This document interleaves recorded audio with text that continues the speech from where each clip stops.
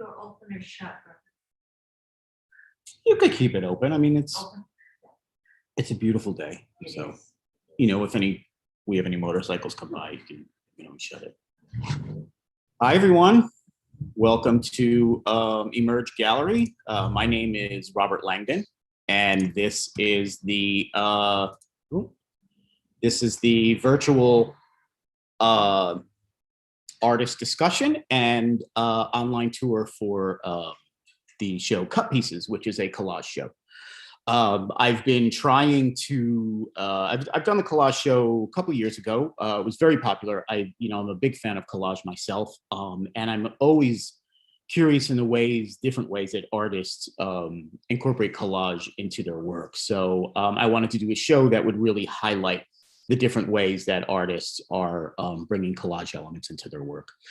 In this show, there are some traditional collage work, some, hand-cut collage, paper collage. There's some mixed media, there's assemblage, there's different ways that artists are using collage in their photography, digital collage, traditional collage, the use of recycled materials. So it's a really nice show that brings in a lot of different ways that artists are using collage. So today we're going to be looking over the show piece by piece.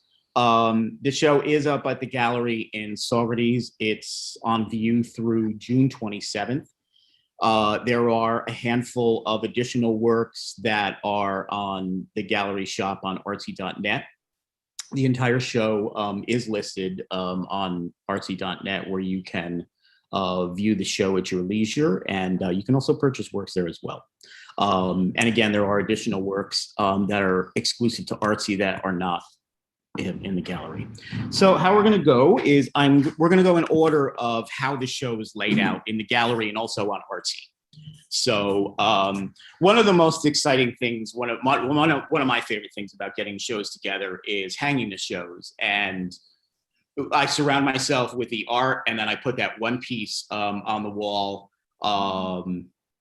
that sort of starts it off, and I let each piece connect with each other they sort of speak to each other. So that's always an exciting event when that happens. So I wanted to sort of hold the whole idea of the show visually through this virtual tour. So we're going to go through in order of how I laid out the show. So you can probably make the connections yourself. Want to start in the window.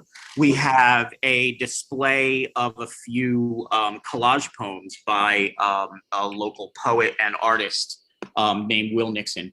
Will has been doing, he's a really fantastic poet, and he started doing these collage poems where he combines visuals and poetry.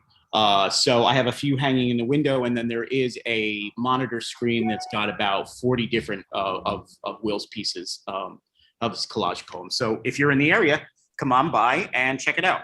So I'm going to do a quick scan. This is how we walk in, and this is how the show goes. And this is Arabella. Arabella's keeping an eye on things for me.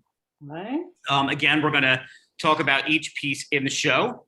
There are about 17 different artists who are participating in the show who are going to join us. These were the first two pieces that I hung. They are on the promotional flyer. I really like the way that they work together. So these were the first that I hung. And you can sort of see the connections being made between all of the work. There's a little couple sculpture in there. All different ways that artists are using collage. And I wanted to bring your attention to this little gem. This is by Betsy Wilson. Betsy uses a lot of different recycled vintage materials, jewelry in her sculpture. So that's the gallery. So again, the show is up until June 27th. So come on by, have a look in person. All right, so let's have a look at what we got here. So bear with me as I start pulling everything up. All right.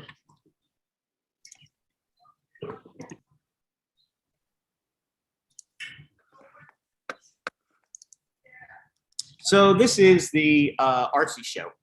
If you go to artsy.net, you can look up emerge-gallery-ny, and that'll bring you right to the gallery page. You'll see there's a whole listing of the different shows that we have going on at the gallery, and there's some online exclusives as well, which I'll be talking about in a little bit. So we've got collage pieces, and you just click on that, and that'll take you right to the show. You've got the show laid out right in front of you. So the first piece that we're going to talk about is by Pam Krimsky, and I believe that Pam has joined us. I'm on. Can you hear me? Oh, wonderful. Great. Okay, I wasn't sure. Hi, Pam. How are you? Hi. Thank you, Robert. I'm fine. Thank you very much. Excellent. So yeah, tell us, please tell us about this piece. Okay, so this piece is a mixture of some rice paper and some paint and some cut pieces and a little bit of stamp printing. And I haven't done a collage in 40 years. And 40 years ago, my collages were abstract. They were very different. But I was kind of hesitant to proceed the way I had. I'm not sure that this is the way that I will continue. If I'm going to do more collage, I'm pretty sure I will keep elements of this. I really enjoyed the stamp printing part of it. And I think that the way that I handled the birds, which are cut pieces, was a little bit too much for me. It was too hard to cut. So I'm going to try to find a happy medium. I just wanted to say, in case anybody cares, I do have a solo show up at the Millbrook Library between now and the end of June. If anybody wishes to stop by, I think I have like 28 pieces in the show. Yep. Fantastic. Congratulations. Thank you. Okay, so this is Pam's piece. Thank you, Pam. Thank you. And actually, Pam's piece starts the show.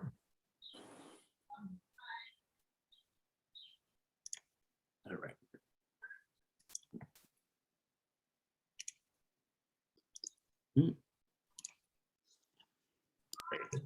Next, we have two pieces by Kay Kenny. Kay, are you here? I think I saw you come in. Yes, here you are. Wonderful. You're on mute. If I can just ask you to unmute, and I'm going to bring you up so you can talk about these two pieces in the Garden of Earthly Delight.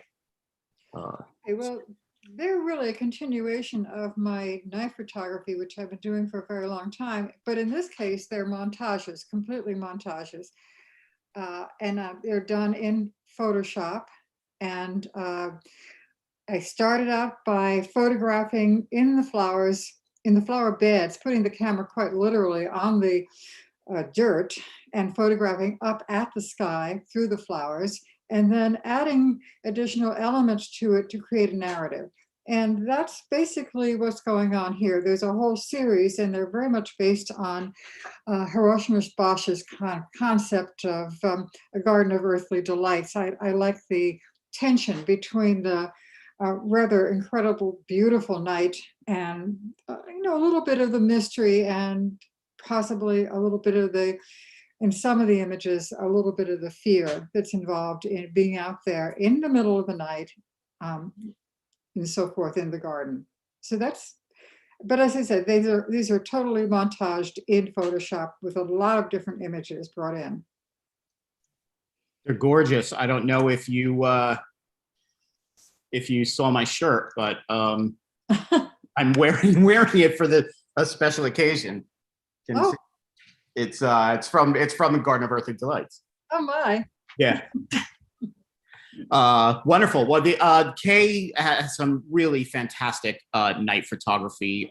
She's been in a number of shows at the gallery. There are a few pieces of Kay's that are also on Artsy through the night series. So, so these are two from in the Garden of Earthly Delights. Thank you, Rob. Yeah, thank you so much, Kay. I'm really love the series. It was a tough decision when you first brought the whole series in to have a look at it. It was pretty exciting. So it's great to see them on the walls. Thank you. It's brand new. All right. Next, we have two works by Kenneth Ricci.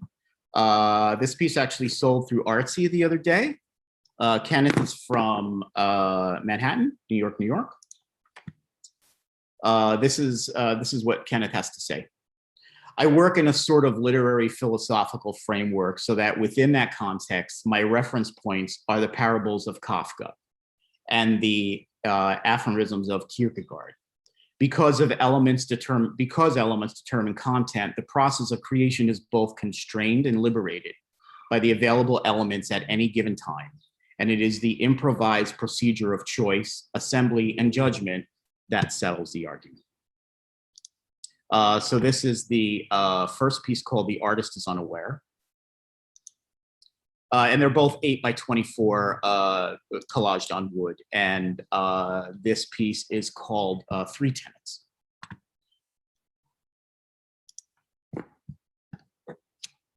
Next, we have two pieces by Karen Shaffel, or Shaffel. I just pronounce it wrong. I think it's Shaffel. Karen lives in Cotakill, New York.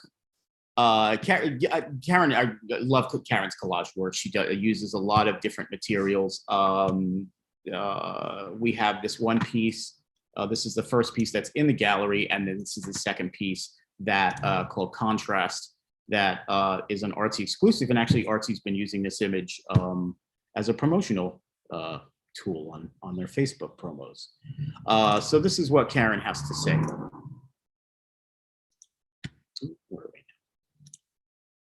Snow in the Highlands was completed in 2020. That's this piece here. The contrast of whites and the colors within them is a theme I have returned to many times. Noticing the color and beauty among the trees and landscape empty of foliage eases the months until the next blossoms, or until the next blooms. The second piece, Contrast. This piece is titled Contrast. It was also completed in March of 2020. Even prior to the later spring and summer events exploding my awareness, the disparity of contrast between my life here in the Hudson Valley, working in my studio, and the workers' friends in New York City and elsewhere battling the virus, no work, lack of income, small overcrowded apartments, and remote learning felt palpable. This contrast of the news reports was stressful, and I was unsure how I could help. This piece started with me cutting up the expanded list of obituaries from the newspaper. Pouring into my artwork helped me get through this year, as it has helped me through my life. These are two pieces by Karen Shaffel. Next, we have two works by Angela Gaffney Smith. Angela lives here in Saugerties. Angela is connected with the Smith Family Hardware, and if you're in Saugerties, you have probably seen her art many times in the window. I mean, Angela has a real, talk about collaging.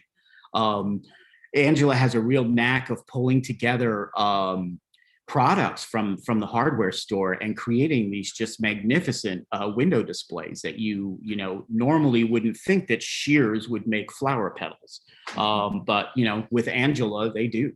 So this is the piece that's in the gallery. This piece is called Floral Spine. Floral Spine, it was completed to accompany a poem by Cindy Rhine entitled Whispered Steps, describing a solitary walk in a desert landscape. And the line that inspired this piece, flowers exploded down my spine. The second piece that is exclusive to Artsy is called B2B. B-E, and then the number 2, and then the letter B. Parts of the original monotypes and watercolors became a new bee habitat, welcoming spring through line and color, while bringing attention to bees as an integral part of our environment. Angela loves the combination that happens when parts of her watercolors, monotypes, and linocuts come together in an unexpected way, something new. Her focus is usually the natural world, flowers because they're beautiful and uplifting, and bees because they are so important, dwindling, and fascinating. So these are two pieces by Angela Gaffney Smith. Next, we have Susanna Ronner. Susanna, I'm going to bring you up. There are two pieces in the show. This is the first, Inquietude 197, and then this is the second, Inquietude number 67. I just opened a show on Saturday of Susanna's work. It's called Inquietude Collage. It is a whole collection. It's about 30 different pieces from the Inquietude series. Some more monotone pieces, and then some really, really gorgeous saturated collage works. I'm gonna bring Susanna up and let her tell you about the series and what she's been up to for the last year, because this is really a whole year's worth of being creative. So let's bring you up, Susanna. Are you here?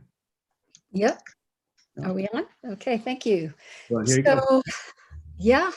Any of these that you want me to pull up, just let me know. Anything is fine. Thank So you. just quickly, my background, my early background was in fine arts, painting, drawing, ceramics. And the last thing I did before I went back to school for graphic design is collage. So collage also is actually a really old friend to me, but I hadn't done collage in a really long time. I found my way, I'm still a professional graphic designer, but had been kind of yearning to get back into my own artwork, got into printmaking, monotypes, was at the Woodstock School of Art, as I still am, for 2 years, once a week, and then everything closed down. And I'm in a space that is my graphic design studio, not an art studio. So it's not conducive to paint and oil, and, you know, it needed kind of clean scissors, paper. So I decided, just as a practice when COVID occurred, just to really, for my own meditation, was to create a collage a day. So I tried to kind of limit it by setting on a size, which was 5 by 7, which was helpful. At least it wasn't like a universe of like what size, what shape. So I actually have made 200. When I got to 200, it was like, okay, that's it. So the first grouping of the collages were taking monotypes, cutting them up, arranging them in all different kinds of ways. You know, it's, in a way, it's very similar to being a designer, graphic designer. You're working with type, image, space. I love the whole idea of the push and pull of shapes. With the monotypes, I was able to get a lot of texture out of it because it's just natural to the medium itself. But then I found an old box of very saturated colored paper that probably, it must be like 30 years old. And that's what started what I call the saturated series. And the thing that was wonderful for me about it is I could really focus then on shape and color relationships. And I love Ellsworth Kelly and Calder. Ellsworth Kelly for just like the power of just a single image or two shapes that come together, and that negative space and the energy of it. And that's just something that I feel natural and attracted to. And with this very saturated paper, it was just a fascinating exploration every day in first sort of choosing color relationships and then finding the shapes, adding colored pencil in there in some of those line work, cutting it up. It very much feels very much like the designer that I am in terms of arranging stuff. And actually, when I do my printmaking work, it's very similar in a way. It's arranging shapes and colors. So this has been a wonderful series, and I appreciate very much, Robert, your showing them and allowing them to be seen. This one actually was a little bit different, but it's got gouache going on, colored pieces, and that's a little gold. I can't really tell, but it's a little shiny gold piece. It's just like the power of one little gold shape. And I just love having the viewer's eye just move around the page. And that's kind of what I do, no matter whether it's in the saturated series or just in the monotype series. They're gorgeous. I mean, well, again, that day that you brought them all, a lot of them in, I don't think they were all of them, but you brought quite a few in and we had them all laid out. I mean, it was a really difficult choice. But I think that between the two of us, we put together a really nice collection of both. Have you been recycling the monotypes and then also the papers that you've been working with? Really gorgeous work. Susanna has also a number of her traditional monotypes on Artsy as well, a whole collection of probably another 30 or so larger pieces. So I encourage you to please have a look at the Inquietude series, some really, really stunning work, and have a look at Susanna's other work as well. Thank you. Thank you, Susanna. Always a pleasure, and I'm so excited to have them here. Thank you. Thanks. All right, next we are going to bring up Veronica Lawlor. Veronica, I saw you come in. Wave to me a little bit if you don't mind. Got to see if I can find you. My video might be frozen. Oh, yes. There you are. Okay, gotcha. Hi, welcome. Hi, thank you. Thank you. So Veronica has two pieces. This is Evolve, and then the second, which is in the gallery, and then the second piece, which is an Artsy exclusive, is called Plates. So yeah, Veronica, tell us about these works. Hi, sure, thanks, Robert. This is, it's interesting, this particular piece, I don't actually remember how it started. And my, my background is really drawing on location. That's where my artistic practice is grounded. And so I love the idea of the spontaneity of responding to the uncontrolled environment, and collage is kind of a studio version of that, So this particular piece, I just was thinking about springtime and started with some organic shapes. Then I layered in some of the floral fabrics, and just the process sort of took over from there. And then, at some point I had a silkscreen in the studio from an older project, and I thought how nice it would be to just lay these sort of hard edged circles on top with the hot pink. And once that went on the top, I was really, I felt sort of satisfied. It was this great sort of floating thing, and it had this kind of dimension that I look for in my work. And great color, yeah. Thanks. Really striking. Okay, and this piece is called Plates. This collage is an exploration of themes from a larger series of paintings that I've been working on, inspired by in 2017, the old Kosciuszko Bridge, which connects Brooklyn and Queens. It's a 1939 truss bridge, was taken down and a new one put up in its place. And I really got involved with the whole deconstruction of the bridge, and I went and made drawings on location of it happening. And then in my studio, I've been playing with sort of deconstructing these shapes abstractly as a way of kind of exploring the layers of memory that live in urban spaces, and what remains when these iconic places don't exist anymore. So collage, again, is a perfect metaphor for this, like sort of cutting up pieces, rearranging them, creating new forms. I feel like very much relates to how memories are constructed.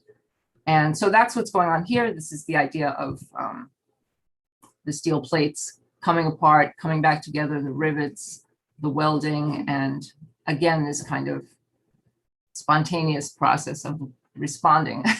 You put a piece down, you cut something up, you add something else, and then it requires another sort of aesthetic response. So I like that idea of call and response in collage in general, and this is part of that series. Yeah, it works. It works really well. Thank you. Well, thank you so much. Thanks for having me. two pieces by Veronica. Thank you, Veronica. And you're in New York City, right? Yes, Jackson Heights, Queens. All right. Nice. In the house. Great to have you. Thank you so much. Thank you, Rob. All right. Next, we have a collage piece by Betsy Wilson. Betsy lives in Malden, which is a little hamlet here in Saugerties. This is a traditional cut paper collage. And then when we first started, I showed you the vintage jewelry collage work that she did as well. So that's Betsy Wilson. Next, we have Lucinda Abra. Lucinda, are you here, Lucinda? No, I don't think so. Lucinda is a, this is an encaustic piece. Lucinda does mostly encaustic and collage. She's also a fantastic writer, and a lot of times she brings elements of words and phrasings into her work, as she did in this piece as well. I encourage you to have a look at her work and look up her writing too. Her writing is really fantastic. She's taken part in a few of the reading series here at the gallery. I believe there's a couple of them up on the gallery webpage, so please have a look. That's Lucinda Abra. This is a piece by Eileen Power. Eileen lives in Woodstock, and like a number of artists, Eileen has been really recycling her works during the pandemic. So these are pieces of torn canvas. There's some meshing here, and then she used just table candle wax to drip down the piece. It's a pretty large piece. So that's Eileen Power. Next we have Ed Burke. Ed has a lot of fun with his work. Ed lives in Woodstock. Ed does he does abstract, he does some surrealism. He's been working with some figurative work. He's always challenging himself. This piece is called Under Siege. I have quite a bit of Ed's work on Artsy as well, and I just helped him hang a show in Rye, New York at Rye Marble, which is, they just remodeled their entire showroom, and Ed's got some really, really beautiful abstract work, some new work there. So if you're in the Rye area, please stop by and have a look at his work. Next, we have Annette Jarrett. This is called Treescapes. Annette lives in Port Ewan. And about 5 years ago, Annette began a journey she calls spirit dancing. I do not draw and design first as I was taught. Here I combine and laminate papers, paint canvas, and allow that particular group to speak to me as I lay out the materials. Inspired by trees, they have many subtitles as treescapes. I'm sorry, subtitles, treescapes, totem, or tree line. I'm fascinated by the complexity and variation of trees and how they morph seasonally. My work incorporates texture and color. I make my own papers, either by laminating materials or painting materials. Also, I utilize my own photographs. So the piece that we're looking at now, it's part of a series that she has done incorporating trees as an armature. I find trees lyrical with great design qualities. Here I have some fun with abstracting the bark between collage pieces and black acrylic lines. And the bark here is cut canvas, cut and painted canvas. The second piece is called Tapestry number 4 with 2 zeros. And for this piece, she was playing with shapes and colors against a white background. This piece became a collage tapestry. It's inspired by a grouping of trees and limbs. So these are 2 of Annette's work. If you like Annette's work, the 2 pieces are great examples of Annette's work. She does some really wonderful hatching and collaging of her canvas. There's a number of works on Artsy on the Merch Gallery site, so please have a look at Annette's work as well. This is from John McGiff. John is an artist living in Salt Point. And I believe John gave me something to say. Yes. I was prompted to use chance as a vehicle for addressing the power of the shadow, a psychological concept about how humans transfer their worst fears and subconscious onto others because they can't face these in themselves. Jealousy is an element of the shadow we all have experienced, and that's what this piece is about. And this piece is called The Jealous. The second piece is called Anima. And Anima is in response to an online course. It was prompted, again, he was prompted to use chance as a vehicle for addressing the power of the anima and the corresponding animus, both counterparts to the predominant gender of an individual. As a man, I sought to explore the character of my anima, a female figure that haunts my dreams and paintings in an enriching way. So these are John McGiff. And we have Cari Marvelli. Cari, right? All right. Here we are. I just saw you, what, an hour ago? Yeah. All right. I lost you. Here we go. All right. Let me pin you on here. All right. No. Oh, There you are. Great. here I am. Cari's got two pieces in the show. This is a digital collage called, this is the yearbook, 2020 yearbook. And then this, the echo chamber. So yeah, Cari, welcome. Tell us about these pieces. Oh, thanks. Cari, Well, this is- With that, so this is pretty much how my 2020 went. This is several different parts of me from selfies that I've taken, spanning over the years. But I just felt really, I don't know, just out of it half the time, and so this was just sort of a reflection of 2020 in general. My teeth, the whole thing with the mouth, I was going through had to get some dental work. And so that was like a major issue for me. And so I just thought I'd throw that in there because it was just a pain. And these are what I call my repurposed pieces, which is most of the work that I do. It's all my original photography. So as you'll see in the echo chamber, there is one of the photos that you have in the Photographia one also of the indoor life there with the leaves and the little, I don't know what that thing is, but another selfie. And then I spent a lot of time walking through a cemetery close by, and I take a lot of pictures there, and so they always get thrown in. The red is just a bunch of, it's a glass of wine, and then I just kind of cut it out and did a bunch of reiterations of that, and I just thought it looked kind of interesting with the bubbles and everything, and it just kind of worked with that. So yeah, that's about it. Another repurposed piece. Sorry, I love it. I was Okay. I was muted. I know. Now these are, I mean, like this first one definitely has the look of I mean, they're digital collage, but it definitely has the look of a, you know, traditional cut paper or torn paper collage. Yeah.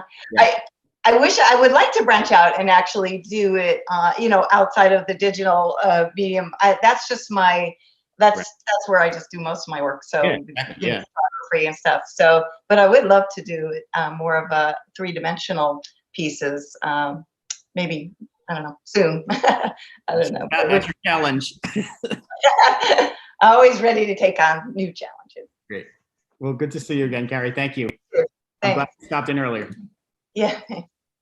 All right. Next we have Ingrid Nichter. Did I pronounce that right? No, Nichter. It's Nichter, right? Okay. You're on mute, Ingrid.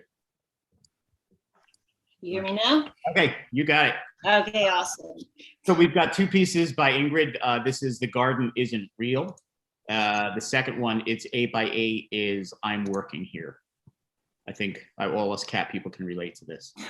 Yes. So yeah, welcome. I thought I would talk a little bit about process and materials. I use collage in a lot of my work. I use a lot of vintage elements, kind of things I've collected over the years. I also use a lot of handmade papers. I like things with texture. And I usually paste them down onto the canvas with gel medium. And then I add on top of that molding paste where I want to create a little more relief or a little more texture. The background in both of these pieces is made up of pages from a 1939 war training manual that was put out by Bell Labs. It belonged to my grandfather. And it's full of, all sorts of restricted engineering information about things like, oscilloscopes and cathode ray tubes, top secret 1939 cutting edge kind of technology. In the piece with the man and the cats, the faces are cut out of this really great circle pattern lace paper, and their eyes, somewhat obviously, are more top secret war information.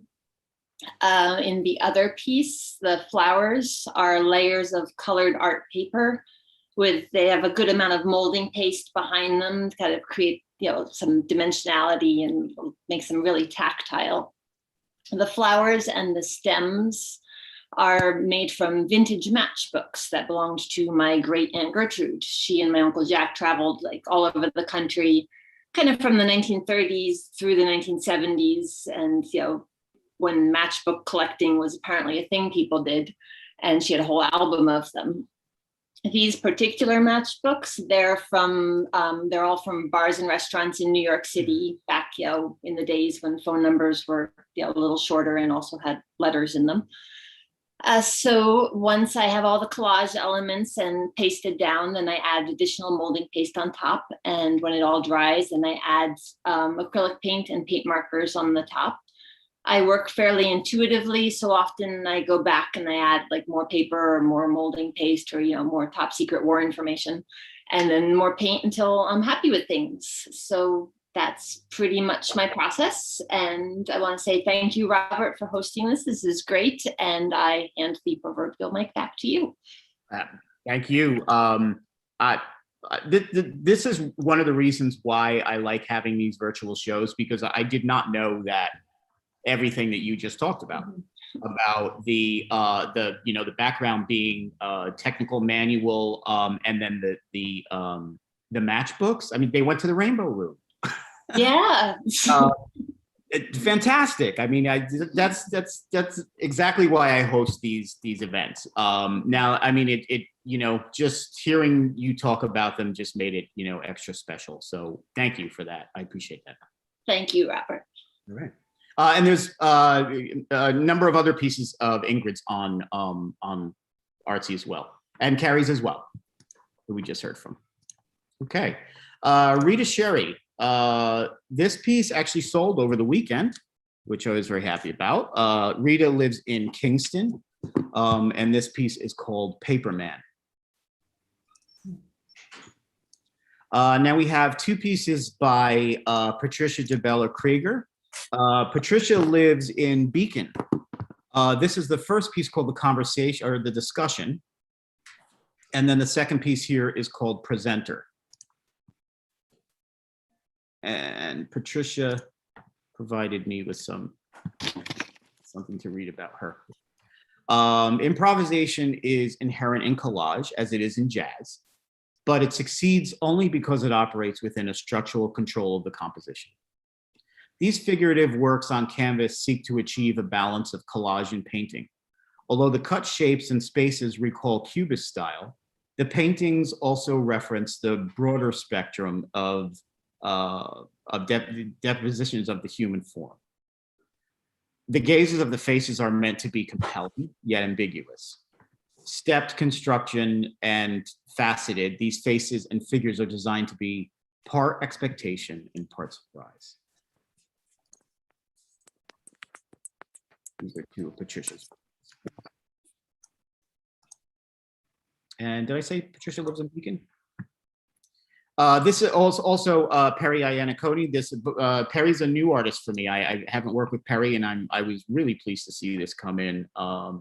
Perry lives in Beacon as well.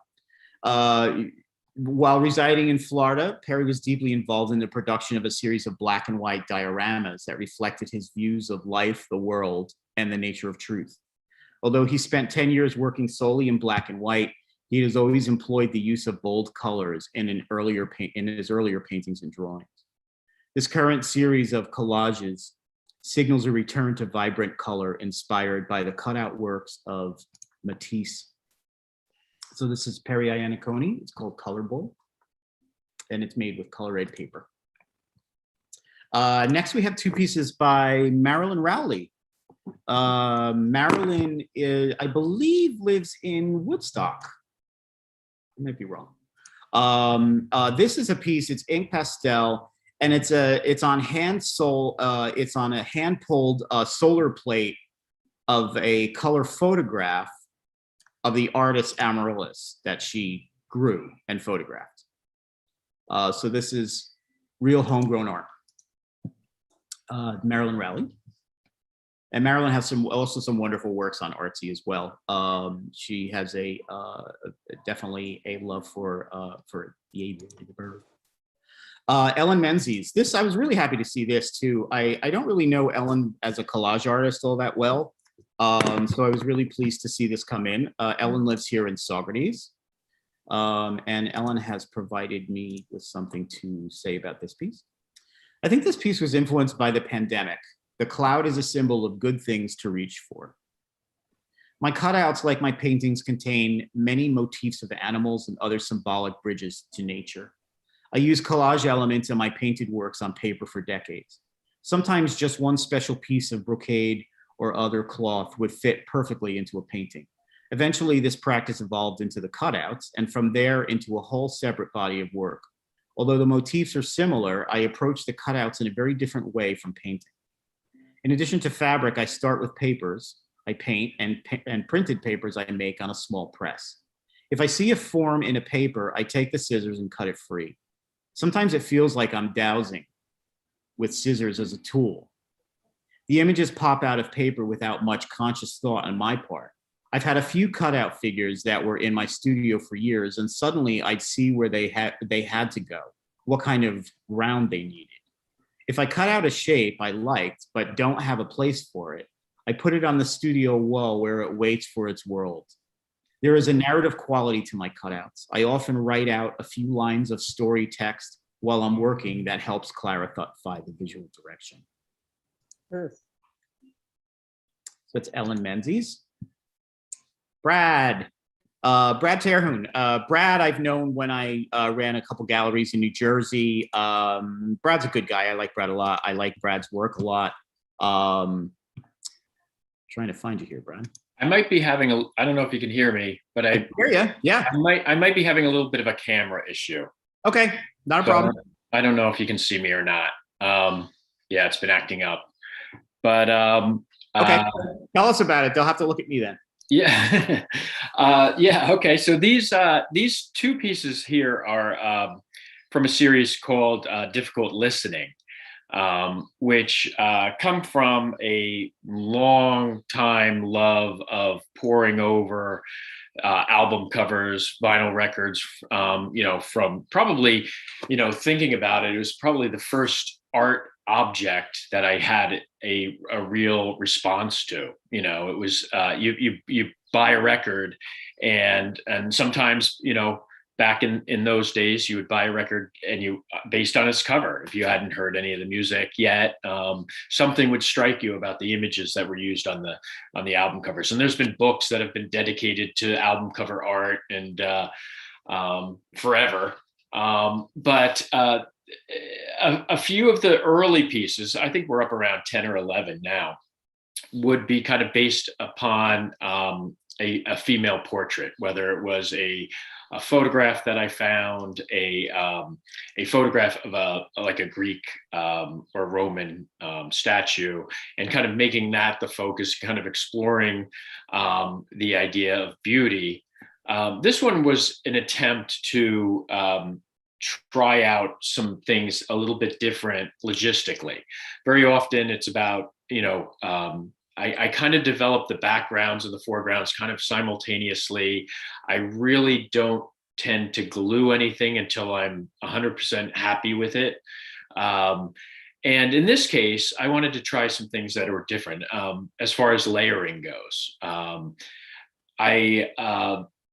In some cases, in some parts of this, I would cut through, like, for example, on her forehead, on her cheeks, cut through and let something else come through. Very often, these are all analog collages, and the smaller piece goes on top of the the bigger piece, kind of like making a sandwich, basically, I guess. But here I wanted to kind of start to explore cutting windows into parts of the picture and letting something else emerge underneath it. So a little bit of a different type of thing. I mean, besides the female portraiture that kind of happens in a lot of them, one constant, well, not constant, but very often there's mountains involved, which I've used in collages before and kind of played with spatially, moving them from the background to the foreground, kind of playing around that way.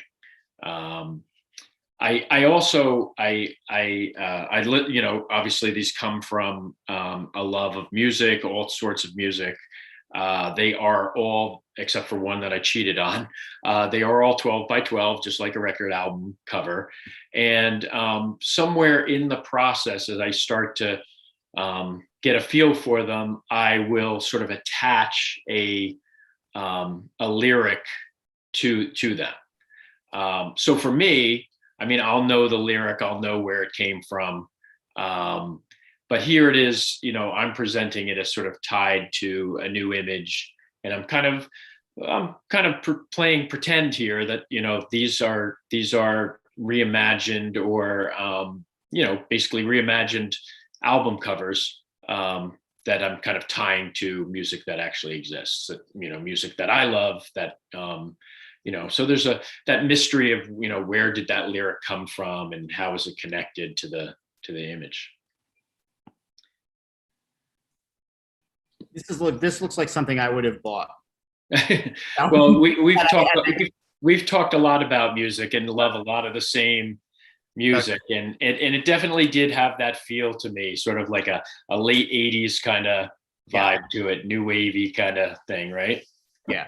And I mean, that's definitely one thing that I connected with, the whole idea of the albums, because it's, I think that it is the album cover that, drew a lot of us music fans into it. And I bought so many fantastic albums just by looking at the cover. Yeah. But nowadays it's all digital and it's on CD, and you sort of lose the magic and the pull of those album covers that we used to see, 12 by 12 up on the shelf. Yeah. All on the wall. Yeah. Yeah. So it brought me back to that experience that I loved of just, buying a new album and putting it on the turntable and just, looking at the album cover and studying it while the music played. So thank you. It was You're welcome. Thank you. Yeah. You got it, Brad. Good to see you. Thank you. Thank you. So that's Brad Terhune. I have, there's some of Brad's work as well up on Artsy, some additional collage as well. This is Luis Alves. Luis, Luis lives in South Orange, New Jersey. I also exhibited a number of Luis's work in Jersey and then also here at the gallery. He does a lot with pop culture. Recently, he's been doing a lot of political work. This is a series of art in America that he's been using. Brad, I just wanted to mention, if you're still there, I wanted to just give a little plug for Pro Arts New Jersey. It's an organization that Brad belongs to and is one of the leaders there. That Kay Kenny, who we had seen earlier, was the founder. And then also, I believe Luis is part of it as well. But if you are in the New Jersey area, I definitely encourage you to look up Pro Arts New Jersey.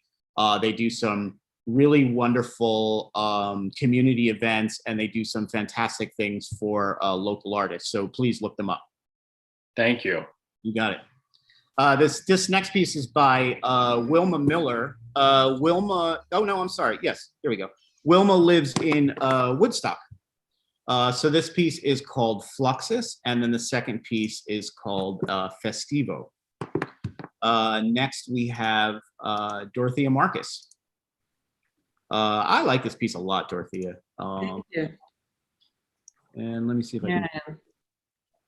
There you We're are. purple. Found you. Yep. Okay, great. All right. So welcome, Dorothea Marcus. Dorothea lives in Woodstock, and she has this piece here, which is called What's Up. Okay, great. I have the What's Up, and thank you, Robert. And by the way, I've been enjoying. Oh, I just muted you. I'm so sorry, Dorothy, you got to unmute yourself. I went to mute myself, but I muted you. Okay, that's all right. No, it's really been funny. I have my phone next to the computer here, and I've been adding artists, you know, as I see art that I like and hear people talk about it. I've been adding people on Instagram, you know, looking up artists who I wasn't following. Fantastic. I So love it. it's been great for me as an artist to, you know, expand my knowledge of what other people are up to and doing. And this piece, What's Up, was really fun. It's more kind of focused than some of my collages. I tend to be kind of very kind of curvilinear and more kind of spontaneous. And this one is a little more, you know, I don't know if systematic is the right word, but doing this kind of vertical construction was really fun. And those, some of the black, I took menus from the Mud Club, which is a bagel place in Woodstock. They had these like tall black menus with this kind of white script on them. So some of the writing you see in there is, you know, excerpts from their menu, torn and upside down. And then I took, you know, just other papers I had and photos, and, you know, did this very dramatic, I think, composition here, which I really enjoy. And I'm so glad you like it. And then the other piece, which is on Artsy, is a very different style. Do you have that there, the Whirlwind? No? I can show it. I don't think I brought, no, I'm sorry. Oh, okay, you didn't bring that up. Okay, so this is, can you see it in the camera? Yep. Okay, this is Whirlwind, which I think you put on Artsy, but I don't know if you can see it properly. This is actually the biggest collage I've ever done. And this is much looser. And there's much more white space. I'll do it this way. Oh yeah, yeah. Yeah, that's better. There's much more white space and kind of these, I tore up from the studio in Jenny Curry's class, you know, people had made just sort of black paint on white paper, and I just tore stuff up and, you know, did this very kind of intuitively, quickly. So it's a very different feeling. It's more open. And as I said, it's the biggest collage I've done. Most of mine are, you know, more like sketch pad size. So I like it. Keep it up. Yeah. Okay, here we go. Size. Yeah. Thank Great. you. Fantastic. Thanks, Dorothea. Okay, you're It's welcome. got some really wonderful collage work and also some photography. She incorporates a lot of her travel photography into some of her collages. There's some really beautiful collage work that she's done where she uses some of her photographs and papers that she picked up during her travels in Japan. So Also, Robert, can I just mention a plug? WHAM is having a fundraising auction of works on paper, very recent. yes. I have both Absolutely. a collage and a photograph in that. great. So if you go to the WHAM website. Fantastic. There's a number of other artists, I believe, too. In Yes, a lot of us here today are in there. Okay, thank you. You got it. Thank you. All right.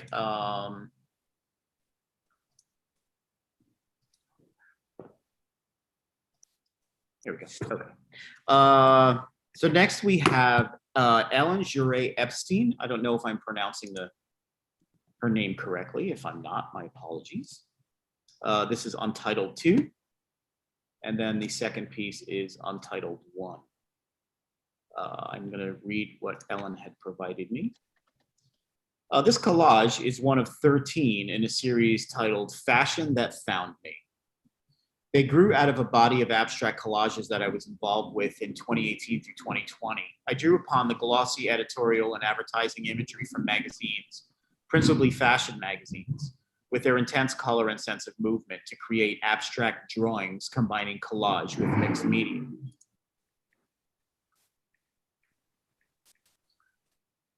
Chance is an important part of my work process, and it was by chance that I discovered these small collages making themselves as I leafed back through the cutout page remains left over from the larger works. I approach all of my work as collage, whether it's working on paper with foil or felt. I began my art practice as a weaver years ago, and my most recent work returns to woven structure by combining mixed media. acrylic, painting ink, image transfer, collage, graphite, and colored pencil with woven paper. The earliest of these are patterned like textiles, while the most recent series explores form and the illusion of three-dimensional space. My process disrupts the systematic grid of the woven structure and creates an unpredicted painting or a virtual sculpture. To quote Adam Gopnik in a recent issue of The New Yorker, "What makes good games matter is the commitment of their players to the rules as a springboard of invention." So that is Ellen. Ellen lives in Germantown, New York. And then this is the second piece.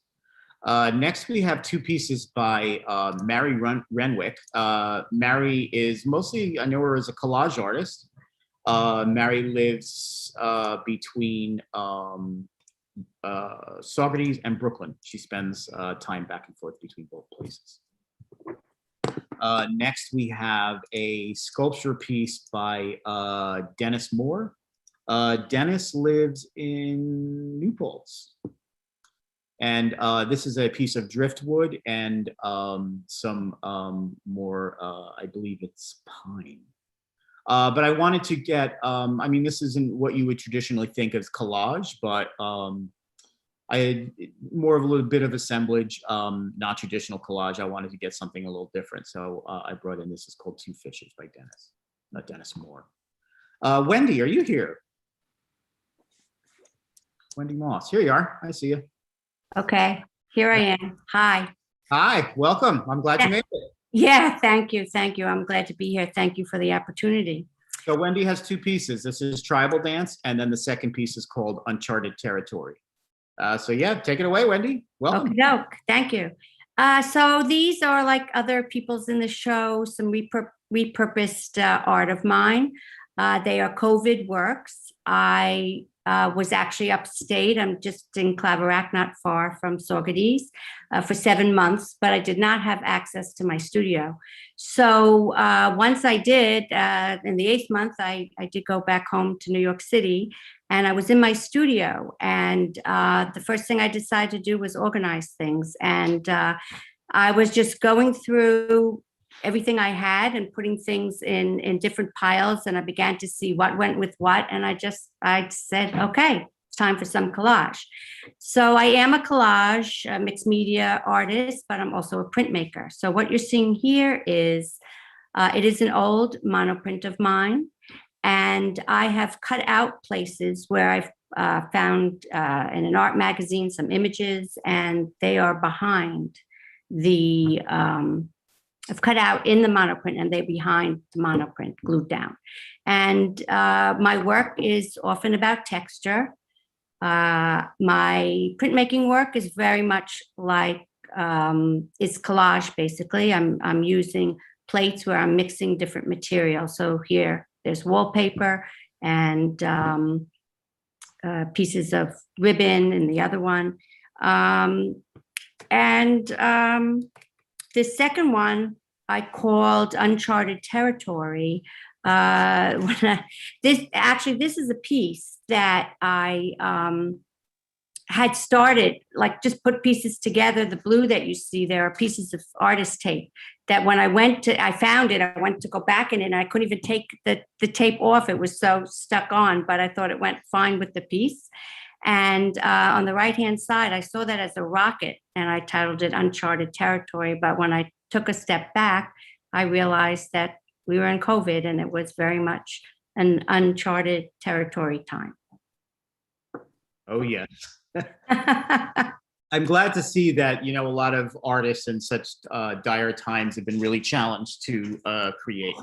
And a lot of them are sort of like, I think like a lot of people during this time, we're taking a look back at just at everything and reevaluating things. So it's good to see that artists are looking back at their older work and creating something new out of it. So thank you, Wendy.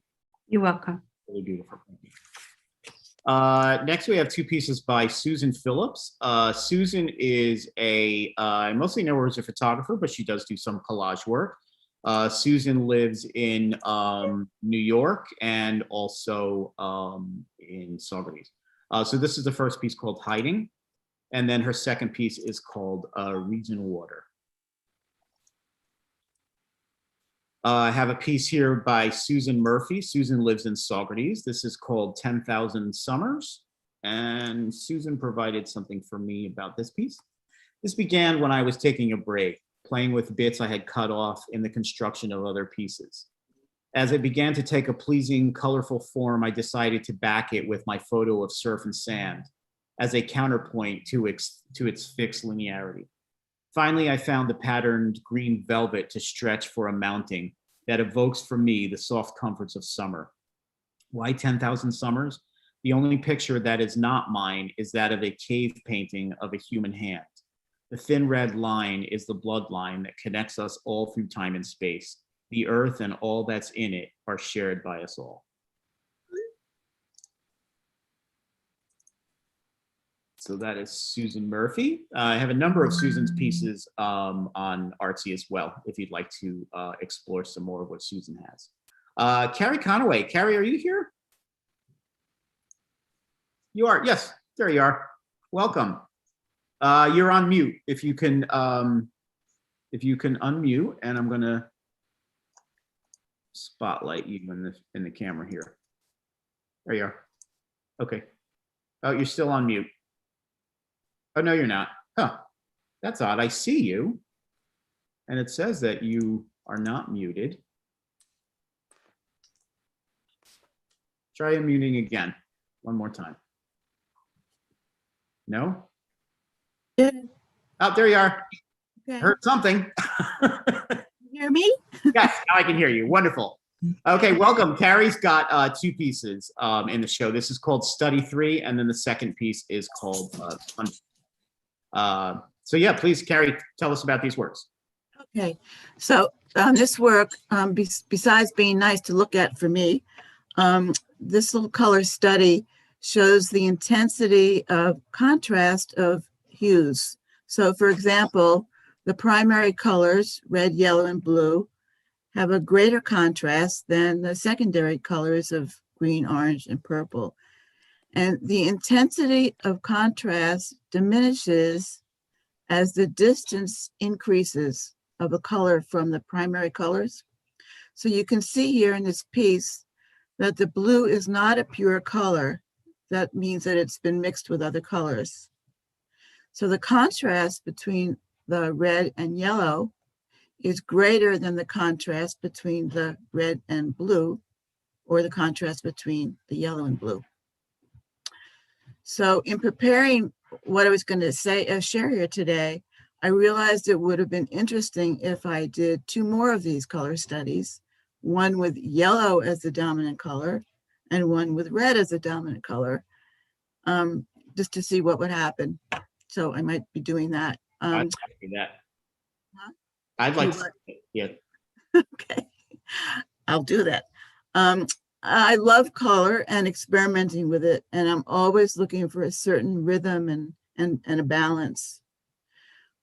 This work is made up of small cut pieces of silkscreen paper, and each piece was put into place with the help of my tweezers and my patience.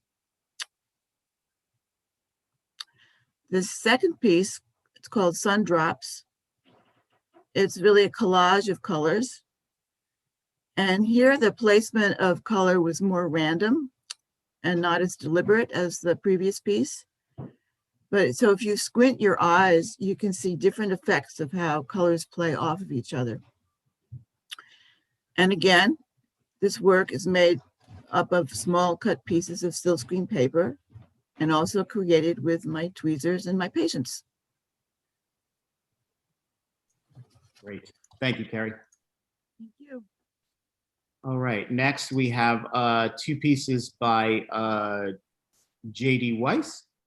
J.D. is a photographer here in Woodstock. This is one of her photographs that's printed on tissue paper, and then a layer of encaustic, tissue paper, a layer of encaustic. So it's multiple layers of tissue paper with her photograph printed on it and encaustic. And this piece actually sold this weekend. Went home to a nice young couple from the city. This is a second piece. This is called Ancient Symbols. And this is a encaustic piece as well. I'm looking for a head-on shot of it, but we're not getting it. So really beautiful piece that she puts a lot of mixed materials in. Next, we have two pieces by Cindy Cimarano. This piece sold as well over the weekend. Cindy lives in Hurley, New York.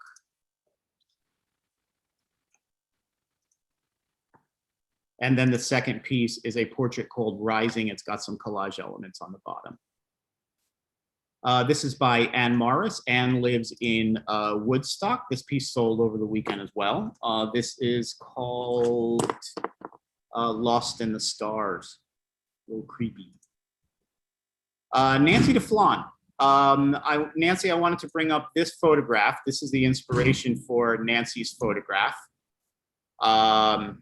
So I'm going to bring up Nancy's collage. So come on up, Nancy. You're on mute. Tell us. Okay. Tell us about. Thank you for doing that, because I went through looking through my collection for the original, but yours is clearer than mine would have been. Yeah, I'm basically a photographer and was introduced to collage a few years ago. So I like to do it as just a change of pace. Puts my creativity in a little bit of a different way. It's hard for me to do all this intricate work that most of you do, simply because I have limitations with my hands, and one of these days I'll get surgery and maybe that'll get sorted out. But what you have here is the one big background picture and then three smaller ones that I've glued to it. The background, you probably recognize it if you're local. I love driving around the Catskills looking for different scenes. And this is a classic scene. I think everybody, who's ever had a camera or a paintbrush has either photographed or painted this scene. It's looking down Catskill Clove over toward the east. And having photographed it a million times and tried different things to do with it, I thought of this Kindred Spirits by Asher Durand and thought it would be fun to, try to make a collage like that, not to imitate the exact thing that Durand painted, but something like it. And the first thing I thought of was a picture of Thomas Cole. So somebody had made a kind of a life-size picture, a kind of cardboard cutout of Cole. I photographed that, and then I worked with it and I made it my own, because I'll explain about the colors. And then it took me a long time to figure out, I thought, no, it needs a second figure, but I didn't know what. And I just waited a couple of years until one day I'm walking over the Rip Van Winkle Bridge going west, and there's a sign there that says, "Welcome to Catskills," and there's a picture of Rip Van Winkle. I said, that's what I need. But then it's a question of I needed to get the right picture of Rip Van Winkle. And I looked and I collect postcards and I get emails from people who sell postcards. And this was the one. This was the one. I thought this was good because it's fanciful looking in a way. It doesn't matter that he's probably standing on moving water here. It's almost as if he's a water sprite and not necessarily like a real human being. In fact, it was when Arabella and I were in the gallery last week, somebody asked me whether that was Walt Whitman, and I thought that was so cool. Somebody thinking it was Walt Whitman. And then the third cutout figure down here is a cat. Well, it happens to be my son's cat. I photograph her every now and then. And she has become sort of my signature whenever I make a collage of the Catskills. And most of my collages are not for, a nice gallery like this. I do a lot of them, say, for birthday cards and things like that. So if it's anything of the Catskills, then there's always going to be either that cat or her sister sticking out somewhere. It's a lot of fun. I like this piece a lot, and it's a nice homage to the original. Thank you so much. Thank you, Nancy. I appreciate it. All right. Give me one moment while I move over to the next page here.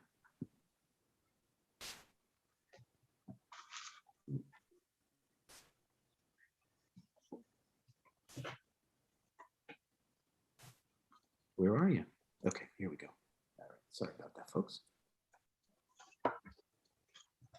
And we're going to share this. Okay, next piece is by Robert Greco. Robert is an artist in New Jersey. I don't think Robert's here. Robert, you are? Yeah. Oh, great. I see you. Okay, great. Robert does mostly abstract work, so I was really pleased to see this collage piece from Robert. Robert has a really wonderful use of color, and I'm going to be doing a solo show for Robert come July. So please come on in. You'll see a handful of Robert's older works and some newer abstract work.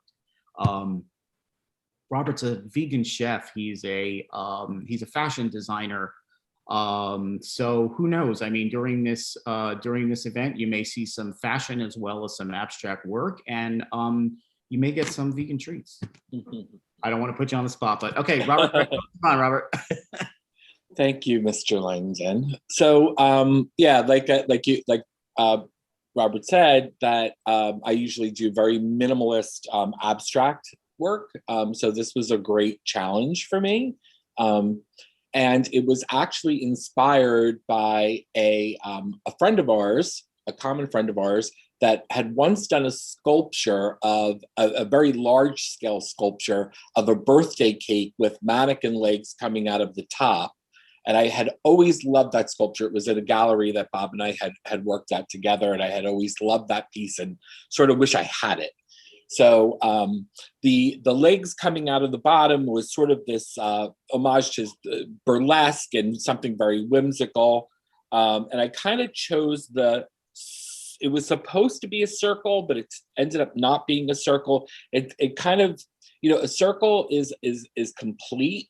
So I wanted it to be incomplete as unfinished business. So there's always something else that can happen in this piece. So you're not really sure what's going on. Yeah, that was it. That was sort of what I wanted to go for, something whimsical and unfinished business.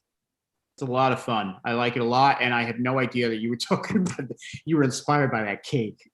Yeah, well, you remember that sculpture was fantastic. It took up the whole window. And it was just this stacked cake with these mannequin legs with fishnet stockings, and it looked so chaotic. And I just thought it was fantastic. Absolutely, a lot of fun, Rob. Thank you. Thanks. So yeah, come back in July and come meet Robert and see some of his work. Next, I want to bring up Barbara Tepper Levy. Barbara, hold on. I got to bring up your work. Right, where is it? Where'd it go? Here we go. Okay. Barbara is an artist that lives in Saugerties, and I'm really glad that that you joined us today. So this is a piece in the current show called French Kiss, and it's a really gorgeous little collage. Well, it's not that small. It's fairly large. So yeah. So what was the last thing you just said? Those little. It's a gorgeous little collage, but it's not really. It's fairly small. It's like 11 by 14, right? I believe. Yeah, it's a little bigger actually than I usually work. I think it's a little bit bigger than that. What I was going to say is I work in a lot of different media, including ceramics, jewelry, fiber art. But I think that the same aesthetic flows through all of my art. At least that's what I've been told. My goal for each piece is that it is evocative of something. And to me, this piece felt erotic. And that's why I named it what I did. The way that I work is I've heard a lot of people use this word intuitive, and I would say that that's true for me as well. I don't, I do paste things down quickly. I work fairly quickly and almost accidentally. I'll paste things down and then keep working from there, as opposed to waiting to see how the whole thing works. In terms of pieces that I use, I often use photographs from magazines, which I see that other people do, even though I have found if you go to art classes or, collage classes, it's often frowned upon to use the very, high glossy papers, but I enjoy the way that they look and the way they work. And what's in this piece are pieces of paper that my son, who is now 22, but when he was a little boy, he used to take, I'd give him a whole package of paper, construction paper and tempera paint, and he would just play with it. And then I'd close it at the end of the day. And then when I opened it up, I found that there were layers of different colors. And the black paper, which pink on it, is taken from all that. And I have to, interestingly enough, my son is now an artist and is going for his BFA in animation. Yeah, so proud of that. Would love to see some of his collage. I'm sorry? I would like to see some of his collage. I think he's animation before. Yeah. Yeah, I think he's actually done some collage for school. Yeah, this is lovely. Thank you, Barbara. I like it a lot. Thank you. Thank you. And thanks for joining us. All right. All right, next, where are we? Sorry, folks. Okay, I gotta share this new screen. I'm just being a little slow right now. Here we go. All right, our next artist is Suzanne Reese. This is called Incoming Tide. And then the second piece is called Wood, Wind, and Water. And Suzanne had given me a little something to talk about. These paintings represent a recent body of work which began as traditional collage and evolved into a process primarily using acrylic and flashe paint, translucent paper, colored tissue paper, various opaque papers, and paint markers. The vision is one of layering, drawing, translucency, mark making, and color. All of the imagery is abstracted, but it comes from my imaginings of nature. Some of the drawings look like water, wood, foliage, birds. Others feel like nets, lace, puzzles, knots. Many of the drawings and patterns are drawn directly on the tissue paper and then wet glued to the canvas, creating an overlay effect. They often look like prints. They also have a feeling of action and movement, but they are slow moving, almost floating. At times, the images feel blown about, so there's an element of weight to them, or weightlessness. My work has been influenced by a love of pattern and color. I like raw painting, naive painting, children's artwork, as well as highly rendered and decorative painting. I want to marry intuitive roughness with high facility so that neither is dominant. So these are two pieces by Suzanne Reese. The piece by Joan Barker. This is a fun little collage, and everyone has been commenting on it. It is made with recycled pantyhose.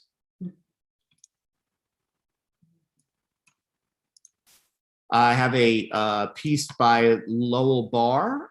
If you're in Saugerties, if you know Emerge Gallery, you probably know of Lowell Barr's work. This is a classic collage piece by Lowell. The gallery artsy site has a lot of work by Lowell. Please have a look at her work. It's really fantastic. Patricia Blanco. Patricia, are you here? No. Okay. There's two pieces by Patricia.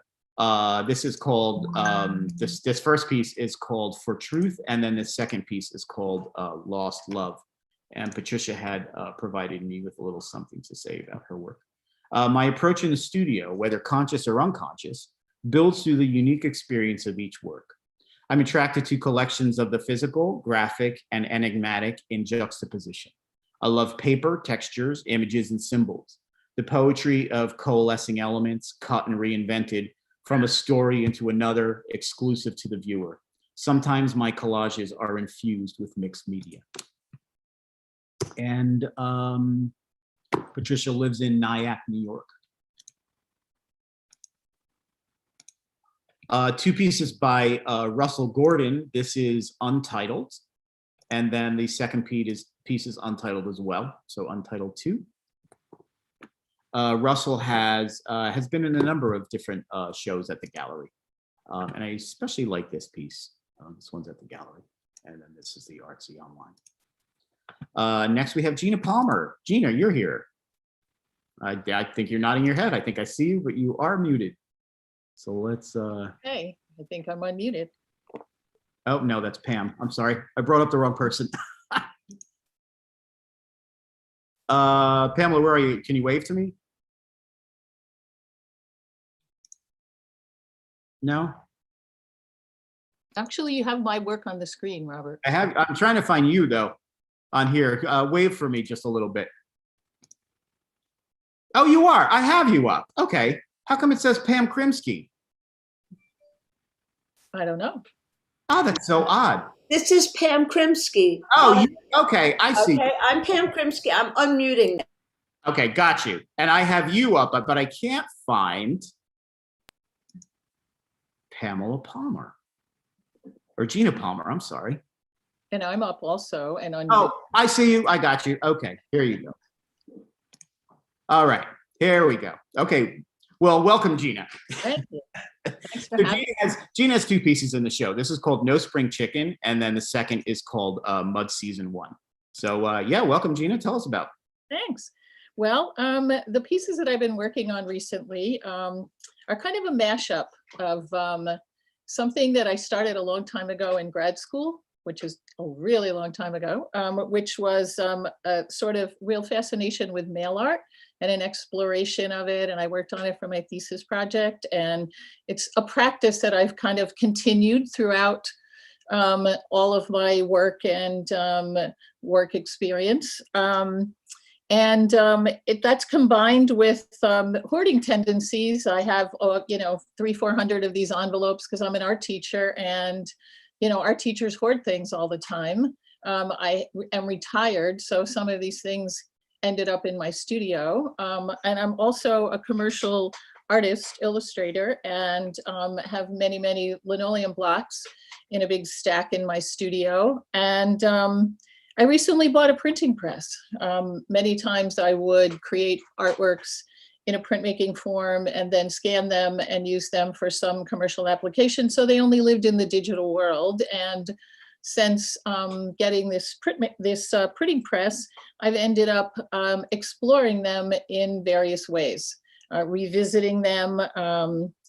The commercial narrative is pretty straightforward, apples for a cider company, chickens for a farmer's market, coffee to hold it all together.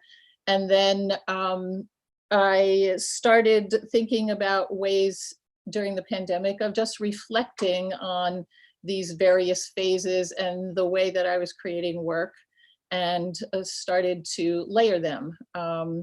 So I've been using humor as a way to, explore and sort of be a little self-deprecating. It's a trick I learned in my teaching, because when you work for a long time with adolescents, you need to be funny, self-deprecating, have a good sense of humor, take a lot of abuse, just explore the social realm of adolescence. So, I have some adolescent humor left over from that. And so my current strategy is to process conflicts, personal issues, ideas about the world, things that I reflected on during the pandemic by layering, stenciling, printing, and punching holes in things. So I use a lot of paper punches in various shapes and forms and print on them on my printing press. I think there's a narrative process there that I probably won't let go of too far, because I think that part of my educational work has always been about accessing information and teaching students how to express ideas, and I feel it's really important for art to be accessible and understandable to people. So I think that that's the narrative, the leftover narrative habit that's always going to hang out. And I think that's it. Well, humor definitely has a way of doing that and really drawing people in. the chicken one especially, I find very fun. I like it. Thanks. Thanks. Well, thank you so much, Gina. Good to meet you. And there are 2 pieces of Gina's on Artsy. All right, thank you. Okay.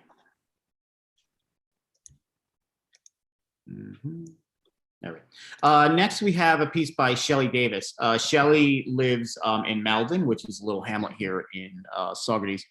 I think Shelley has probably been in almost every show that I've had close to it. One of the many things that I like about Shelley is that she's always challenging herself, especially with the themes of the show.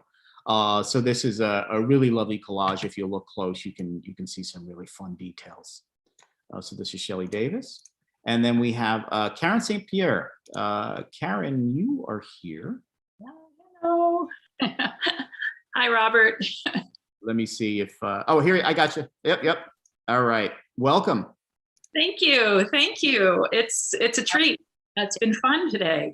I have 2 pieces in the show, and let's start with the second one, because it speaks a little bit to my background and process. I've been a collage artist for many years, and I also am a mythologist. My background, my graduate work, my background is in mythology, mythological narrative, ritual, performances, and when I work on a collage, one of the first things that happens for me is something will catch my eye. And in this case, in the lower right corner, there's some calligraphy. And that is from an antique Armenian newspaper. And the way I work is I'll start with something that is particularly compelling visually and perhaps emotionally, narratively. I'll look at it, and in this case, the pain of what happened in Armenia, the lack of recognition, the sadness, what can be drawn from that. And in a way, this is an illustration. And the owl that's in this image, the piece is titled "Her Owl Flies at Night," is actually a reference to the owl of wisdom of Minerva, Athena, the Greek goddess, Roman goddess. And the whole philosophy behind the owl is that the owl flies at night after experiencing the day of tragedy, of pain, of loss, and it flies with the wisdom of the day to go on to another day. So for me, this is an illustration, kind of a psychic illustration of what the possibility of hope might be emerging from the anguish of the Armenian people, and also from the beauty of their calligraphy, just the beauty of hope, which seems to be happening a bit for the Armenians. The other piece that I did, called Tipsy, this again started with the image of one of these little brown flowers up in the corner, and I was just going to do a simple still life of flowers in a pot, and it just took off with antique papers and fabrics that I had collected from around the world. And it was a reminder of the joy of travel and the kind of off, you're kind of thrown off and unfamiliar with places, and it's a way of exploring the world. So the leaves are made of the maps, and the papers and the images of calligraphy are references to the places I've visited and the way they've impacted my equilibrium, throwing me off, forcing me to have a different perception. And it's still a pot of flowers. So this I call Tipsy. It just brings me a lot of joy, and it always starts with an initial image that builds from there in my collages. So that's it. Fantastic. Thank you so much, Karen. Thank you, Robert. Really lovely. Thank you. Next, we have some work by Janet Sakis. I think I'm pronouncing her last name correctly. Probably not. I'm not good with that. But this is called Bloodlines. And then the second piece that we have is called City Sanctuary. Janet had provided me with a little bit of information about bloodlines. In the piece Bloodlines, I retraced my connection to handwork to my grandmother. The doily used in this piece was created by my first generation Polish grandmother. I used the doily to create a fabric sun print and collaged it with a cross-stitch self-portrait. To represent our connection, I used blue and red stitched lines that also serve as a way to compare our two different approaches to the idea of craft. So this is Bloodlines. And then the second piece is called City Sanctuary. Next, we have a small collage by Margaret Still. When I first opened up the gallery, one of the first pieces I exhibited was some of Margaret's collage work. It sold. And then I started selling or exhibiting and selling too some of her oil paintings. Many of you have probably seen her work in my show. She also has work around the corner at Green. And this is very different than what you've come to know her work as. So this is a really wonderful collage called Greenstone Pharaoh. Although I guess you can see sort of the similarities in this collage and her paintings. Next, we have a piece by Juliet Harrison. Juliet's a wonderful assemblage artist over in Red Hook, I believe. Yes, Red Hook. She owns the Equus Gallery over in Red Hook. If you have an opportunity to go, please go. It focuses on equus and equine and horse and form related art. So this is one of Juliet's personal pieces. It's created from a donkey skull, copper cutouts, shells, and a cast of a full moon. It's from the Sacred Offerings series. Sculptures from the Sacred Offerings series are assemblage works comprised of bone, antler, shell, rusted metal, and other organic materials. Their creation is an attempt to take elements of objects that we see as having completed their usefulness, their lifespan, and to give them a new existence, a new life in a new form, to honor what they have been, where they came from, to offer the spirits of these objects a chance to go from discarded and used up back into life, transformed into something completely new. So that is Juliet Harrison's piece called Her Story to Tell. Next, we have Kelly Edwards. Kelly has two pieces. This is Overflow, and then where's the other one? I'm sorry, Kelly, I'm gonna have to bring it up. Kelly, I think you're here, aren't you? Yeah, I'm here. Okay, gotcha. Hello. Welcome back. See you again. Thanks. Good to see you. All right, great. So please tell us about Overflow and your process, whatever you'd like. Yeah, I'm typically a watercolor artist, so that's kind of like my basis, but I have a lot of different little hobbies that I try to throw in there every once in a while. And so this one actually has a lot of stitching in there, some like machine embroidery that I just kind of pre-handed on there to bring it all together. It's actually stitched all together. Each piece is connected, and it's connected to the background, and that background is mounted as well. So it's all one big solid piece. But yeah, my inspiration's always been nature. It's almost in all of my artwork, and a lot of my artwork is the connection of the trees.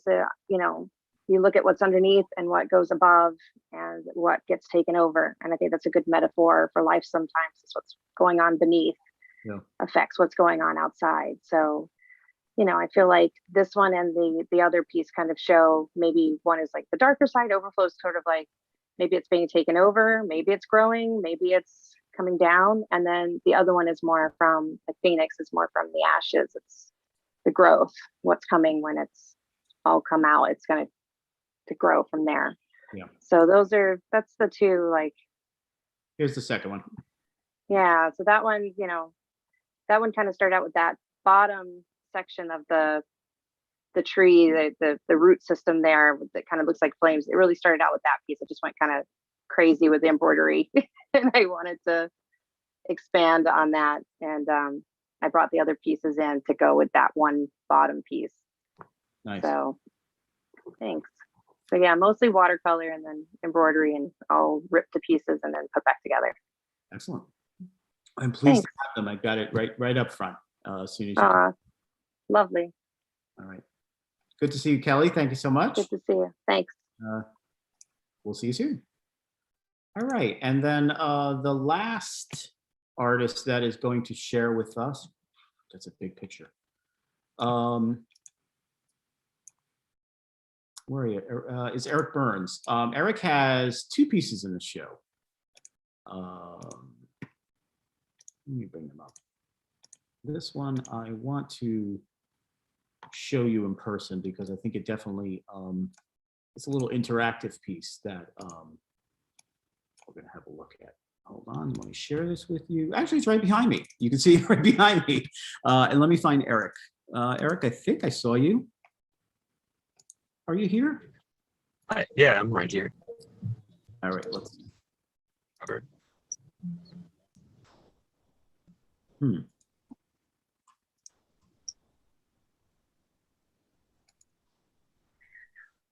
Sorry, guys. Oh, here you are. I see you. Oh, great. Hi, Eric. Hi, how are you? All right, fantastic. Good. Welcome. Well, So these are some fun pieces. Some, real interactive work you got going on here. I'm gonna, we'll have a look at the pictures here. The photographs definitely do not do them justice. They definitely deserve to be seen in person. So we've got the first piece here, which is called Supermoon, and then the second piece is called Black Mirror. Yeah, Eric, tell us about these pieces. Let's see. Well, that supermoon there, that's all my work is time-based and, at least approximately. You're breaking up. Oh, Eric, you're breaking up. Calendars. So this one came out trying to simplify. Oh, Eric, you keep breaking up. I'm sorry.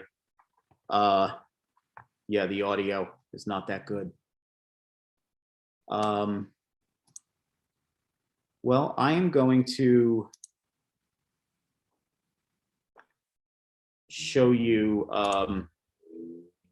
I'm sorry, Eric. If the audio comes back, please tell me. I'll bring you back on. I'm going to show you the interactive elements of this piece. You can remove. Yeah. So it has a magnet base, and you can see each of them are woven really nicely. Oh, can you see? All right, great. So you can do a little interactive and make it to. Now there's not going to be black and white on both sides, but usually on the moon. Hold on. But it is art, so you can sort of change it in any direction that you like. So I mean, it really is a really stunning visual, and you can certainly have a lot of fun with it. And I really like the kind of art where every show there's always 1 or 2 pieces that I want to take home with me, and sometimes I do. But a lot of times they end up in the closet, so I rotate my art around. This is a great way to make something completely new out of something that can be permanent. Let me see if I can bring you up again, Eric, and see if we can bring your audio up, because I definitely want to hear directly from you about this, but I'm not seeing you now. Okay. Well, that is our show, folks. I just wanted to thank everyone for joining us. Again, the show is called Cut Pieces. It's collage art. 50 plus different artists in the show, all using collage in different ways, all different styles, all different mediums. The show is up from until June 27th here at the gallery. And then also on Artsy with some additional works that are exclusive to Artsy. So please have a, spend a little time with the work. I definitely encourage you all to spend a little time with the show. There are some online exclusives as well. We've got the Susanna Ronner Inquietude that I had spoken about earlier. There's Arabella Colton, The Wall Dogs of San Francisco, 1990s. There's, who else do we have up there? There's, and Photographia, which is a photography show. It's a group photography show. So you can see all of the current exhibits that are going on right now. You'll also have an opportunity to see all of the shows that I've had for the last probably two years. They're all archived there as well. You can still order the work. A lot of the work is still available. So if you're, you want to spend a little time just looking at the art, getting inspired to create yourselves, putting some useful materials or some, recycled materials to use, and do a little collage, perhaps some of the work might inspire you. Okay, everyone. So that's our show. I really appreciate everyone coming. We'll be doing this again. So please come back, and I hope to see everybody soon. So enjoy this really lovely day. It's a gorgeous day here in Saugerties. I hope it's just as pretty by you and nice, and get out and get some air.